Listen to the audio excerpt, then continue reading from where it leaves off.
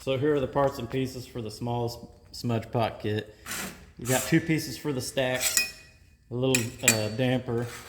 This is the filler neck cap, the filler neck tab. You got the air on and off, 4 little pieces for legs, the filler neck, a couple nuts and bolts, 2 side panels, and 1 base. So by looking at these, there's an inside and an outside. For example, a stack that somebody has probably has a saying in there. So if you were to bend it backwards, the words would be, well, backwards. So if you can look, it's kind of hard to tell, but the kerf is pretty wide on the slot. And if you flip it over, it's a lot more narrow. So the narrow is always the inside. And whenever you get these pieces, I'll have written on there inside if it's on the end. So here in the next part of the video, we'll show you how to bend all this together. Okay, so if you have a setup like this to bend it, I just have a piece of steel here. It's just square, solid. And all I did was clamp it down, and I clamped it so that the leading edge of the material is right on the edge of the groove cut. So in other words, if you can see this, I put the bar right on the edge, not in the middle of the slot, not on the end, but right at the beginning. So you can bend all this by hand. I got it all clamped down. So now what we're going to do is pull it up. And it's as easy as that. If you want to make it nice, you can take a hammer and just tap it across there so you get a nice strong radius. Okay, but if you don't have this set up where you got pieces like this that you can use to bend, you can just put it right against the table here, hold it with your hand, and just peel it up and work it until you get your 90 degrees. So when you got your base, it looks just like this. You want to grab one of your bolts, and you're going to want to put it in the air shut off and on. So what I'm going to do is I'm going to put it in there. I'm going to grab a nut, put it down so it's tight.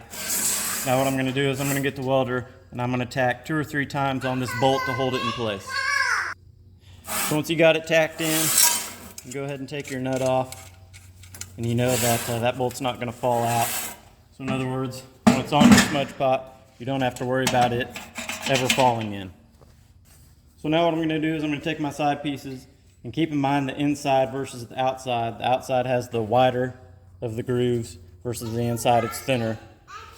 Plus there will be inside written on these pieces. So what I'm going to do is take them, and I'm going to weld them on the seams on the side just like this. So once you got it all tacked together, as you can see, I just put a couple 3 tacks in each corner. So it's all together, should look just like this. Now we're just going to, by hand, take every end and just bend it in just a little bit. We're just going to go all the way around, bending them in evenly. So you're going to bring this seam together.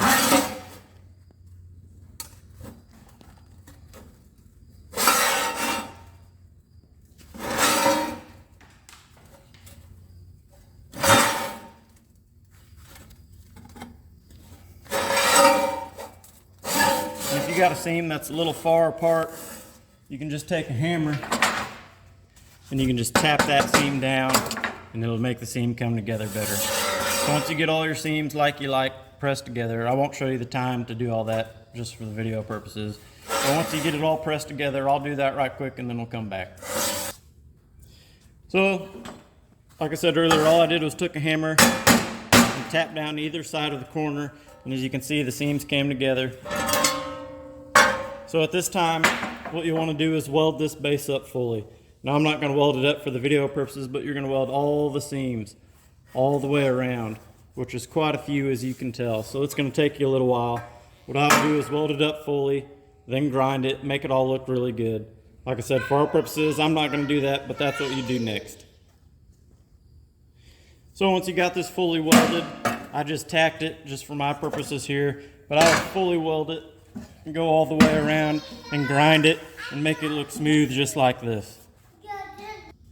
So next, I would take your filler neck and your little filler tab, if you will, and what I'll do is put this on the table or a flat surface and clamp this piece down and go ahead and weld these two together. So once you got this tacked on, I just put 2 little tacks on either side, but you want to make it a pretty good weld so it won't fall off. I do the same thing. Take the other bolt that you got, shove it in the hole, put the nut on there, and then what I would do is tack it down again just like you did on the base. So once you got it tacked, go ahead and take the nut off again. Now your filler neck's ready to be installed. And the way I put it, just center it up in the hole. Just make sure it's facing straight up and down the best you can. And then go ahead and tack it on and then weld it all the way around. So at this time, this should be all welded, the filler neck welded all the way around. Your bolts in just like this. So in other words, it'll look like this. Smooth if you ground it smooth, filler neck welded all the way around. Just done with the base. So for now, we're gonna move on to the stack for a minute. The stack is here. I put it in the same with the bar over here. We're gonna bend it up just like we did all the other pieces. Once again, you can do this without this, but since I have it, I'm gonna use it. And once again, it's really important. I'll write inside on these. You always wanna bend the insides together. So we're just gonna bend this at a 90, and then we're gonna come over and do the other stack just the same. So once you got the stack bent at a 90, I just got 1/2 done. As you can see, the only difference between what you have and what I have is this is version 1, where I put these air intakes there facing up. So if you look, the stack would go on like this, and you can see version 2, they're sticking down, and that's what you'll get is sticking down. It's a lot better design. But what you'll want to do with yours, is while it's like this, you got 2 halves still. You want to take it, set it on the table, take a punch or something, anything, and you want to tap these so they face out right now. So once you got it punched, you can see mine are facing the wrong direction, but you do want to hit them out before you weld the stack together. So go ahead and repeat this for all 8 of them, and then do the other stack as well. So you got 4 of these feet, and what I do to bend them is I'm just going to stick them in the vise and just clamp it right below the cut line there and just bend it over at a 90. One thing I didn't mention, but if you look, it's cut in a V kind of, and that's made so when you bend it, it'll come out, and what it does is it, instead of the feet sitting flat, it kicks them out a little bit just to make the base a little more sturdy. So I bent all these in a vise. I just stuck it in there and tapped it over with a hammer. But now whenever you're done, you're just gonna set them on the very edge so that it sits flush on this side and flush on this side. And I weld the inside so it looks good and you can't see the weld on the outside. So I'm gonna do that to 3 of them right now. Okay, so I got 3 legs tacked on. And the reason I do that is I set it on a flat surface now, and to get this thing to sit completely level, you'll take your 4th leg and you'll put it on there as it needs to set. In other words, if it needs to come up or down or whatever the case may be, but now you can put it there and weld it, and it'll set it so that it'll sit perfectly flat. You won't have to grind the feet or do anything. So once you got both your stacks bent, and keep in mind all the tabs are bent out at this time, we're gonna put them together and we're just gonna tack it together. A couple things to note is we want it so it's perfectly square. Another thing we want is this slot here to line up with the slot in the back, because the piece of metal, the damper will go right through there. So then also keep in mind that if you go to weld this damper needs to be able to slide through here. So keep that in mind. In other words, if you weld it, you might accidentally pinch it shut. So make sure that's spread apart before you go to weld it together so that you can slide your stack through there. So I'm just gonna stack them together and just do a couple tacks. Okay, so once you got it tacked together, and what I would do is I would just fully weld it at the time. And what I mean by fully welded is you can see where your bend tabs are. So and usually what I do on this side is just run a little bead every so often, just like the bend tabs. I wouldn't run a full length bead because you'll warp the material. It is 14 gauge, but nevertheless, just little welds up and down will do it. Also, like I said, keep in mind to make this groove wide enough so that your stack damper can fit through it, and make sure that they are straight through. So after this is all welded up, what we'll do is take the base, and how we would weld this on is you got these 2 ports, if you will, on either side. We want the stack damper to be opposite of them.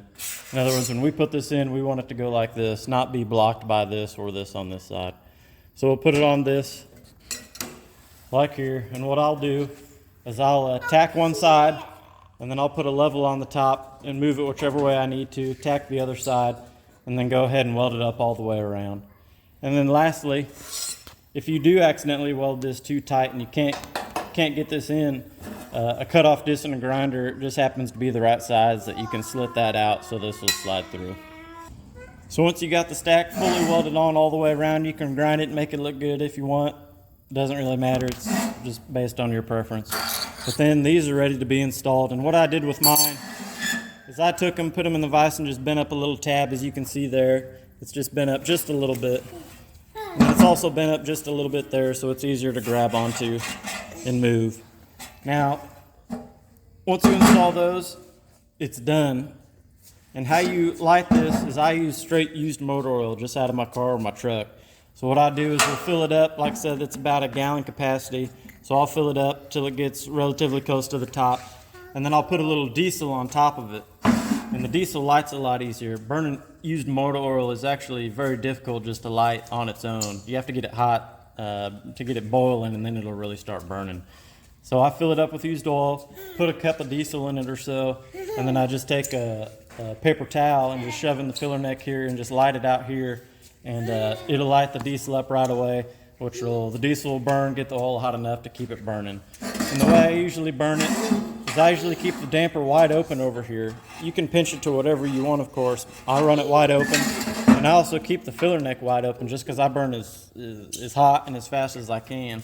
And even wide open like that, it burns for 2.5 to 3 hours, which is a pretty long time. But keep in mind, everything we went over is just suggestions. Obviously, you bought the kit. I mean, you can do whatever you want if you like something better or whatever the case may be. But nevertheless, hopefully this helps you put one together. One last thing I forgot to mention is make sure you do not have any water in the oil. If you have water in your oil, it'll heat up and it'll actually start boiling over, and the oil will actually start to come out of the pot. It'll come out of your filler neck and your vents here on the side, and it'll make a mess, and it's just not ideal. So just make sure you don't have any water in your oil.